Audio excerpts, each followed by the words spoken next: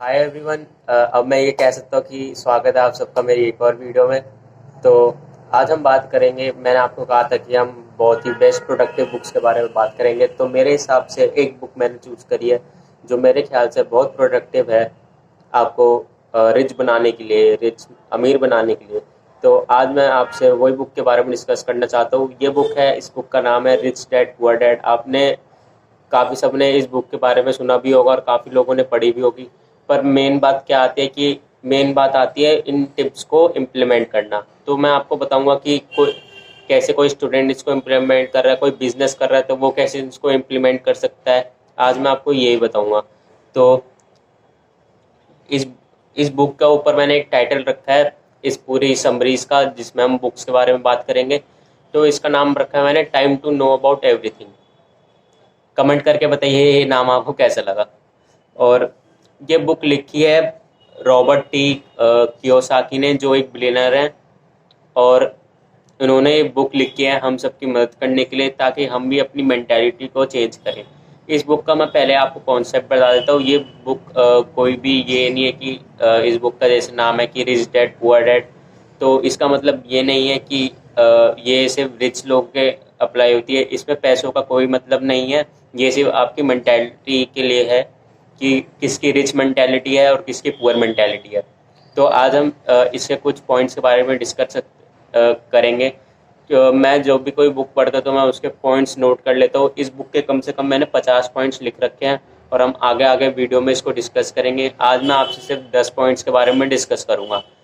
इस वीडियो को एंड तक ज़रूर देखें अगर आपको भी अमीर बनना है तो।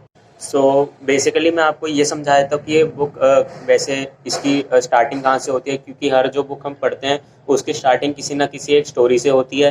तो मैं उसको एकदम शॉर्ट में आपको एक स्टोरी बता देता हूँ। इसमें क्या होता है कि एक स्टूडेंट होता है 9 साल का, जो जिसके दो डैड होते हैं। एक वो डैड होते हैं जो उसके खुद के डैड होते हैं, पुअर डैड, जिसको इस स्टोरी में कहा गया है। और एक होते हैं उसके फ्रेंड के डैड, उसको कहा गया है हम इस स्टोरी में रिच डैड।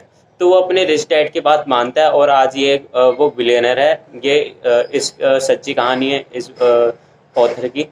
तो आज हम आइए हम इसके पॉइंट्स को डिस्कस करते हैं। आज हम इसके सिर्फ 10 पॉइंट्स को डिस्कस करेंगे, क्योंकि मैं नहीं चाहता कि वीडियो लंबा हो और आपको बोरिंग लगे। पर इस बुक की हर एक बात नोट करने के लिए है। तो अगर आपको ये बुक अच्छी लगे तो आप इस बुक को खरीद भी सकते हैं। मैं इसका लिंक नीचे डिस्क्रिप्शन में दे दूंगा खरीदने का। तो आइए इस वीडियो को शुरू करते हैं। तो इसका पहला पॉइंट मैं आपके सामने ही पढ़ता हूँ। इसका क्या लिखा है मैंने, but the rich teach their kids about money that the poor and middle class do not. इसका ये कॉन्सेप्ट है कि क्या वो चीज़ है जो रिच पीपल अपने बच्चों को सिखाते हैं, बच्चों को टीच करते हैं, और जो पुअर और मिडिल क्लास है वो नहीं करती। तो हम इस बेसिकली हम ये पूरी पॉइंट्स इसके बारे में ही है, क्या जानेंगे। इसका सेकंड पॉइंट है, don't say I can't afford it, just say how I can afford it. How, इसमें बहुत बड़ा मीनिंग है दो वर्ड का, हाउ। तो इसको हम जानते हैं कि आई कांट अफोर्ड इट, इसका मतलब ये है कि जैसे हम कोई मार्केट में कोई चीज़ देखते हैं, कोई ज़्यादा महंगी कोई चीज़ हम देखते हैं, तो हम क्या देखते हैं कि हमारे बजट के बाहर है। मिडिल क्लास और पुअर क्लास सही में होती भी है, हम इसको नहीं खरीद सकते, सच है ये बात। पर हमें कहना क्या चाहिए, आई कांट अफोर्ड इट। ये कहना नहीं चाहिए हम इसको खरीद नहीं सकते, पर ये कहना चाहिए how I can't afford it, मैं इसको कैसे खरीद सकता हूँ। क्योंकि इस स्टोरी में ये कहते हैं, ऑथर कहते हैं कि अगर हम ये बोलते हैं कि पहले वर्ड बोलते हैं आई कांट, तो इससे हमारा दिमाग सोचना बंद कर देता है और उस सामान के बारे में सोचता ही नहीं है कि हम उसको कैसे खरीदें। तो इसलिए इसमें ऑथर कहते हैं how I can't afford it, मैं इसको कैसे खरीद सकता हूँ। इसके हिसाब से हमें ज़्यादा काम करना पड़ेगा, हमें अपनी स्किल को चेंज करना पड़ेगा, ताकि हमारे पास इतने पैसे आए कि हम उस चीज़ को खरीद सकें। ये कहते हैं ऑथर। आइए इसका थर्ड पॉइंट डिस्कस करते हैं। Proper physical exercise increase your chances of health and proper mental exercise increase your chances of wealth. इसमें कहा गया है कि प्रॉपर फिजिकल एक्सरसाइज, तो इसमें कहा गया है कि प्रॉपर फिजिकल एक्सरसाइज का मतलब जो हम फिजिकल बॉडी से करते हैं वो एक्सरसाइज कि हमारी हेल्थ इंक्रीज होती है। ये बात सच है, हमारी हेल्थ इंक्रीज होती है। पर इसका अगली लाइन में ये कहते हैं कि proper mental exercise increase your chances of wealth. अब वेल्थ क्या होती है, इसमें वेल्थ को पैसे से भी कंपेयर कर रखा है और टाइम से भी।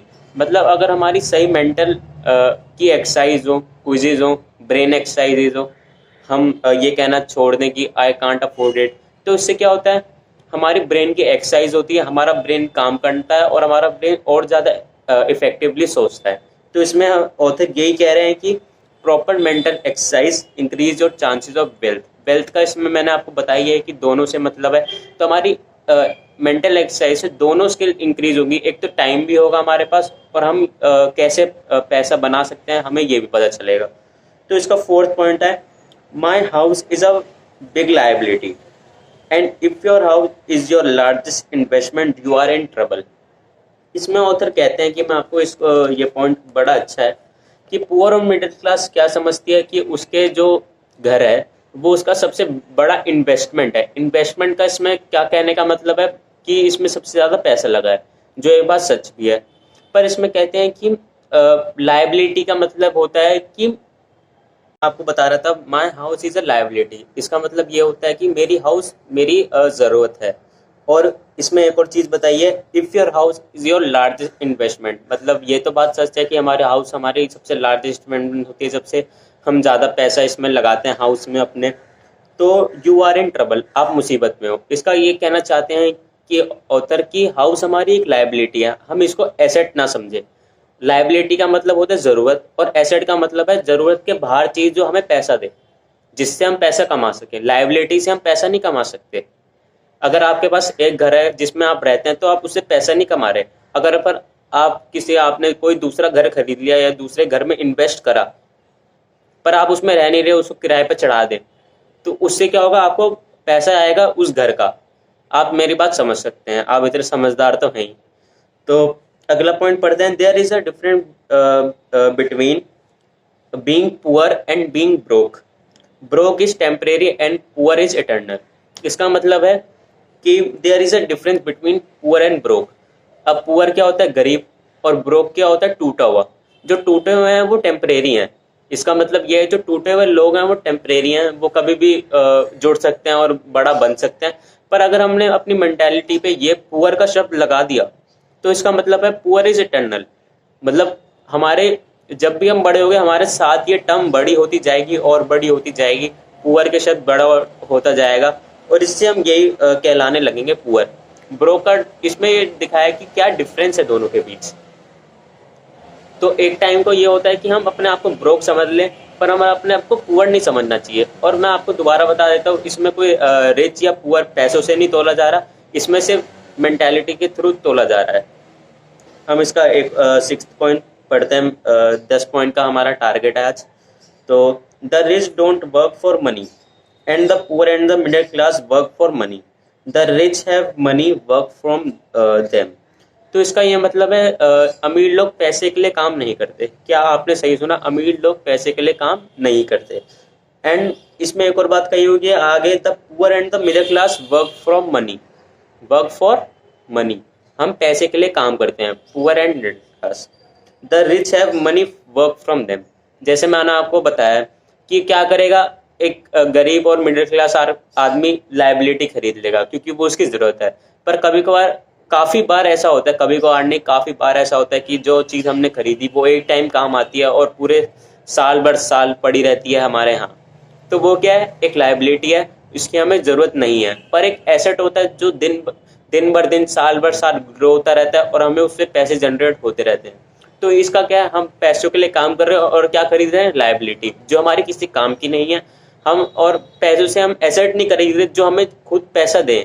पर यही समझने की बात होती है। तो आगे हम इसका अगला पॉइंट पढ़ते हैं। A nice car and a nice house don't necessary mean you are rich, you know how to make money. तो इसमें एक और बात कहते हैं कि एक अच्छी गाड़ी और एक अच्छा घर, इसका मतलब ये नहीं है कि आप रिच हैं। मिडिल क्लास के पास क्या होता है, गाड़ी भी होती है, एक बढ़िया सा बड़ा सा घर भी होता है, पर वो एक एक होता है। मतलब वो हमें दिखाने के लिए होता है। बड़ा घर, मिडिल क्लास फैमिली को क्या इतनी ज़रूरत है बड़ा घर की और इतनी बड़ी गाड़ी की। इसमें ये कहते हैं नाइस हाउस, अच्छी गाड़ी। और इसमें अगला पॉइंट कहते हैं you know how to make money, you know how to make money. इसका मतलब है कि इसका मतलब ये नहीं है कि अगर आप एक अच्छी गाड़ी और एक अच्छा घर है तो ही आप अमीर हैं, पर आपकी मेंटालिटी रिच वाली होनी चाहिए ताकि हम पैसा कमा सकें। आप ये सोचते होंगे कि जो रिच होते हैं वो गाड़ी ले सकते हैं, वो बंगला ले सकते हैं। असल में ये बात है, वो सबसे बड़े पुअर होते हैं, वो सबसे बड़े गरीब होते हैं दिमाग से। पैसा तो होता है पर दिमाग नहीं होता है। तो हम इसका अगला पॉइंट पढ़ते हैं। If you are the kind of person who has no guts, you just give up every time life pushes you. अगर लाइफ पुश करे, हमें धक्का दे लाइफ, क्या धक्के दे झेलने के लिए लाइफ हमने शुरू करी है? नहीं। अगर हम खुद ही चल पड़े तो लाइफ धक्का नहीं देगी, लाइफ पीछे रह जाएगी। इस बात को समझने की ज़रूरत है कि अगर लाइफ धक्का दे हमें तो बहुत बुरी चोट लग सकती है, पर अगर हम खुद ही अपने आप को धक्का दें, खुद ही हम चल पड़े कहीं तो अपने गोल की तरफ, तो हम बहुत बड़े इंसान बन सकते हैं। इसमें एक और बात कही गई है, if you have kind of people who have no guts. Guts का मतलब है, तो गट्स का मतलब है लड़ने की ताकत। इसमें यह बताया गया है अगर आप में लड़ने की ताकत नहीं है तो जब भी आपको लाइफ पुश करेगी लड़ने के लिए तो हमें चोट भी लग सकती है, पर अगर हम खुद से लाइफ करेंगे तो हमें चोट नहीं, हमें उससे क्या मिलेगा? एक्सपीरियंस। तो इसका हम अगला पॉइंट देखते हैं, 9th पॉइंट है जो, if you are that kind of person you will live all your life playing it safe, doing the right things, saving yourself for some event that never happens, then you die boring। इसका एक और मतलब है, ये point बड़ा अच्छा है समझने के लिए। If you live your life playing it safe, safe जीने के लिए लाइफ करोगे तो क्या होगा? सेफ उतने ही रह जाओगे, इतने ही रह जाओगे सेफ खेलोगे तो। इसमें यह बताया, और डूइंग द राइट थिंग्स, ये ज़रूरी है कि राइट थिंग्स करें, पर हमेशा राइट ना करें ये भी कोई ज़रूरी नहीं है। तो yourself for some event, अगर हम उस चीज़ के लिए सेव कर रहे हैं जो कभी होने ही नहीं वाली। मेरा कहने का मतलब है कि हमने कोई चीज़ खरीद ली, इसको एक बार इस्तेमाल करा, या चाहे एक बार भी इस्तेमाल नहीं करा, हमें देखने में अच्छी लगी, हमने वो खरीद ली, पर उसका एक भी बार इस्तेमाल नहीं हुआ, तो क्या होगा कि नेवर हैपन। हम उस इवेंट के लिए वो खरीद रहे जो कभी होने ही नहीं वाला। समझ रहे हो आप? लोग क्या करते हैं, एफडी बनवा लेते हैं, ये कर लेते हैं, वो कर लेते हैं, पर इनको ये नहीं पता कि कहाँ इन्वेस्ट करना चाहिए, कहाँ नहीं करना चाहिए। थोड़े थोड़े करके हमारे पैसे डिडक्ट होते रहते हैं और हम लोग सोचते हैं पुअर और मिडिल क्लास के हमारे पैसे बढ़ रहे हैं, पर ऐसा में ऐसा नहीं है। इसमें एक और पॉइंट क्या गया, देन यू डाई बोरिंग। आप ऐसे ही मर जाओगे बिना अमीर बने, बिना कुछ करे। आपको ऐसे ही मरना है तो आप अभी इस वीडियो से जा सकते हैं।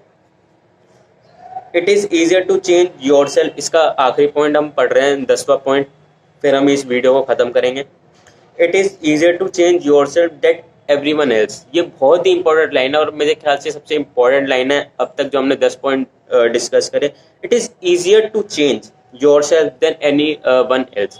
खुद को बदलना बहुत ही आसान है, बहुत ही ज़्यादा आप समझ सकते हैं, पर दूसरों को, सोसाइटी, दूसरा इसमें क्या कर रहा है, दूसरा इंसान या बहुत सारे इंसान जो हम एक सोसाइटी कहलाते हैं उसको बदलना बहुत मुश्किल है। अगर हम खुद बदल जाएं, लोग कहते हैं कि हम इस वर्ल्ड को चेंज नहीं कर सकते, हम दूसरों को चेंज नहीं कर सकते, तो मैं उसको एक बात कहना चाहूँगा, पहले खुद को चेंज करो फिर दूसरों के बारे में सोचो। अगर और बस यही कहना चाहते हैं कि अगर हम दूसरों को बदलने के बारे में सोचेंगे, अपने उम्मीद से ज़्यादा लोगों को बदलने के बारे में सोचेंगे तो हम खुद ही बदल के रह जाएंगे, उनके जैसे बन के रह जाएंगे। उनके जैसे बन के रहना है तो ठीक है, फिर आपकी मर्जी है वो। पर अगर अमीर बनना है तो आप इस हमारे मिशन यूट्यूब चैनल का हिस्सा बन सकते हैं। तो आज हमने इसके 10 पॉइंट डिस्कस करे हैं। अगली वीडियो में इसका मैं पार्ट 2 लाऊंगा, rich dad poor dad part 2, जिसमें हम और 10 पॉइंट शुरू करेंगे। आज हमने एक वीडियो बनाई है पार्ट 1 की, उसके और 4 पार्ट्स और बनेंगे, 4 पार्ट्स जो आपको देखने बहुत ज़रूरी हैं। अगर आप ये पॉइंट्स भी देख लेते हैं तो आपको इस बुक की पूरी बातें क्लियर हो जाएंगी। और मेन बात हमें क्लियर करने के लिए नहीं है, हमें इसको इम्प्लीमेंट भी करना है। मैंने आपको बताया था मैं आपको इम्प्लीमेंट करना बताऊंगा, तो मैं आपको ये बताऊंगा कि हम जब ये इसके 5 पार्ट्स कंप्लीट हो जाएंगे तो मैं आपको बताऊंगा कि काम कैसे इम्प्लीमेंट कर सकते हैं, चाहे वो स्टूडेंट लाइफ हो, चाहे वो एक हाउसवाइफ की लाइफ हो, चाहे वो बिजनेस लाइफ हो, एक आदमी की लाइफ हो, एक स्ट्रगलिंग आदमी की लाइफ हो, एक जॉब की इंसान की लाइफ हो जो 9 to 5 जॉब करता है, हम उसके बारे में भी डिस्कस करेंगे क्या है वो चीज़। तो अगर आपको ये वीडियो अच्छी लगी तो इस वीडियो को लाइक करें, अगर चैनल पे पहली बार आए हैं तो नीचे लाल कलर का बटन दबा के सब्सक्राइब करें। और अगर कोई भी आपको इस 10 पॉइंट्स के बात समझ नहीं आती तो नीचे कमेंट करें, मैं आपके कमेंट का ज़रूर रिप्लाई करने की कोशिश करूँगा। माय नेम इज़ उत्सव and thank you so much for watching.